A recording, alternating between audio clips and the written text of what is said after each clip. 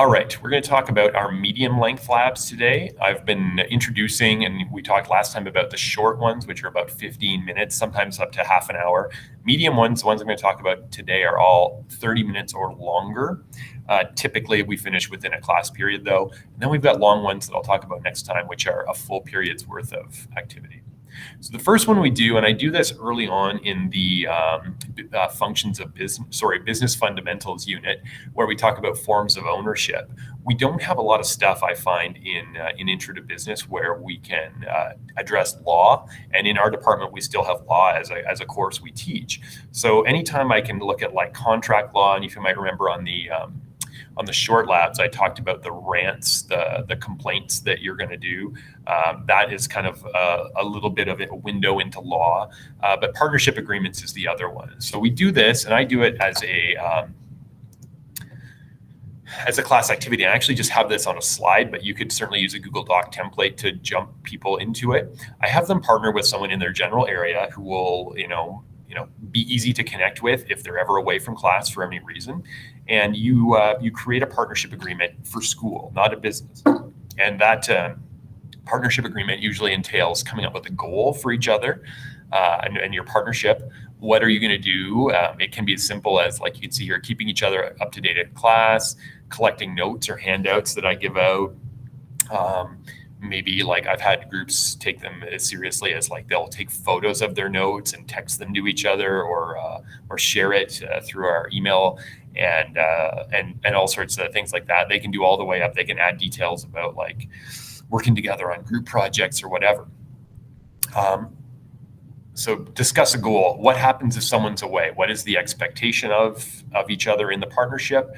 And then what happens if people don't follow through on that expectation? So this is where we're kind of like taking a bit of a legal approach to this, like an actual business partnership agreement would define, like who is in the partnership, what their role was within the company, and how much they're investing or whatever, how much profit they're maybe going to get. But then also, if they're not following through, or if they want out of the partnership, what are the criteria around that? So I've had, students, and it's all like non-enforceable, and I tell them it's just for fun. And if they never want to work with this person again, because you're just doing it because I'm forcing you to work together on this project, that's totally fine. But you can also have some fun, and kids like hold each other to this. They can, have consequences like jumping jacks, or you've got to buy Timbits or whatever for your group, or for your partner if you forget to do whatever. And it's such a voluntary thing, and none of them are old enough to legally sign a contract anyway. It's kind of just for fun. Some will take it seriously. They're usually working with their friends already. I've seen all sorts of different consequences, and then others, like it's just kind of like a fun little activity. So I get them to print it out or type it out on a sheet. Actually, we mostly do it typed now. I'll print a copy, and then they will sign it and date it. They get a witness, so some other person from another group, and then we talk about why a legal contract would need a witness. They're going to sign it. And then once they're done, I'll photocopy them all. I'll get like all the signed copies in. I photocopy, and every person in the group gets a copy of the original contract. And then I hold on to the one with the original signatures on it. And throughout the semester, like this is usually done fairly early on, right after our personal finance unit. It's one of the first things we'll do. So maybe like a month into the course. So it's a little bit late for some stuff, but for the rest, by this time they usually know some people in class, and they can have fun with this.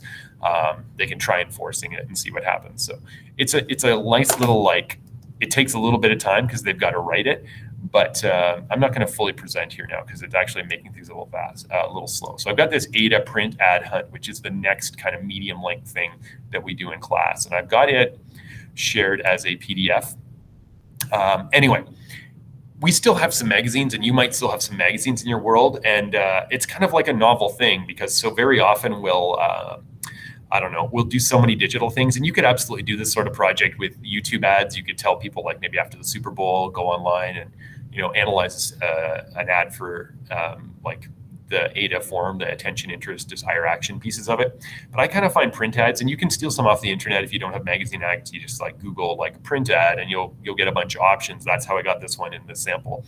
And then I give out label stickers. So our office has like a bunch of labels, like envelope address labels laying around.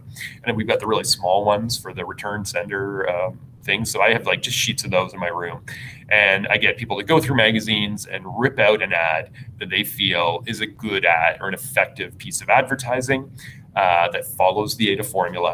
And then I get them to stick little label stickers on it for where the different pieces of AIDA are. And it's kind of like, it's nice to be undigital. We've been digital for so long. This kind of thing is like a nice little, like, you know, off screen detour you can take. Again, it uses some resources, so and you obviously would need access to magazines. So we find that our library throws them out, and we score some from there. But you might have other areas in your business there, your building, that does that, and you just label it with what they think is the attention, the interest, the desire, and the action pieces of the ad, and then you get them to share in a small group. And if you want to stretch it out, you can have them present. You can maybe mark the presentations, or you can just take up the activity as it stands. ULand is a piece I do also in the business fundamentals, right when we do economics. And similar to law, there's not a lot of like direct connection to economic stuff. So we do a little bit of like supply demand graphing, which isn't technically in the book, but we want to get our students, especially those who we think are like I don't know, university bound. Like usually economics is something most U-level and college kids will end up taking an economics course. So we want them to maybe think about that in grade 12. And this is grade 9. So I want to kind of introduce some of the micro and macro economics. So when we do a supply and demand graph and look at market equilibrium, that is the microeconomic piece. This is my macroeconomic piece, and it's looking at a whole economy. So I have them work in small teams. They can either choose their partners, you can choose them up, or whatever. The group has, they are dictators for life in the country they are inventing. They don't have to get elected. They don't have to worry about the political system. They do have to worry about the economic system. So at this point, we've talked about command versus free market economies. We've talked about kind of the limitations and benefits of both. And like the idea that a blended, like the modern blended economy is kind of where most countries settle into. But they're not going to be constrained by that. They don't have to. They can do whatever they want. They're inventing this country from scratch. So we have to answer the 3 major economic questions. So what is your country going to make? And I don't have them list every single thing. I just talk about general categories of things. Are you going to be maybe a resource-based country? Or are you going to be like a knowledge-based technology? And they can have multiple areas of specialty if they want, but I'm maybe going to have some questions about how they're going to do that when we follow up. How are things getting made, and who gets to buy it? So is everyone going to have access to buying things in your economy, or are they going to be solely focused on like certain types of customers can buy it, or maybe the government owns everything and private business doesn't have much a role, or maybe it's the other way around.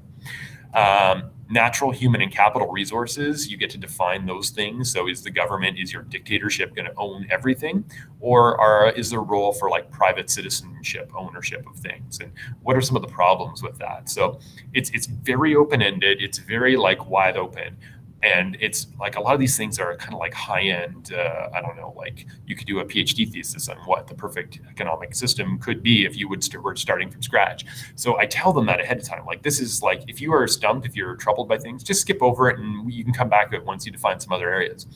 The piece that I find they really latch onto is the fact that it's their country, and virtually everyone will make it an island. I don't know why. Like, I don't think I specify anywhere that it's an island, but lots of students seem to gravitate towards having this island nation that they are dictators in.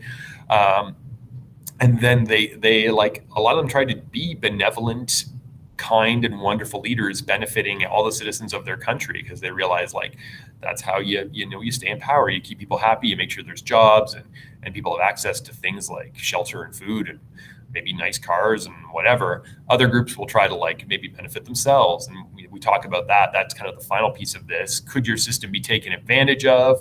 Could it be overthrown from like an outsider or an insider?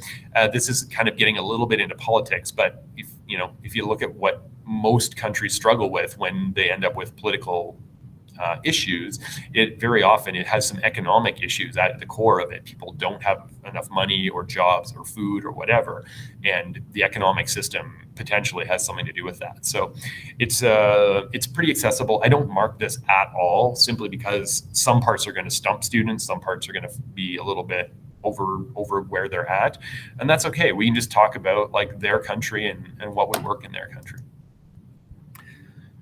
And stock market contest, I'm just going to briefly talk about here. We used to use Investopedia, but we found How the Market Works to be a better alternative, because you can actually set it up for your classroom. It's got Google Classroom integration. If you're not doing a stock market contest, I think you should be. I think it's like a great piece that will hook some students, and it won't hook everybody. We don't mark our stock market contest on returns. We mark on participation.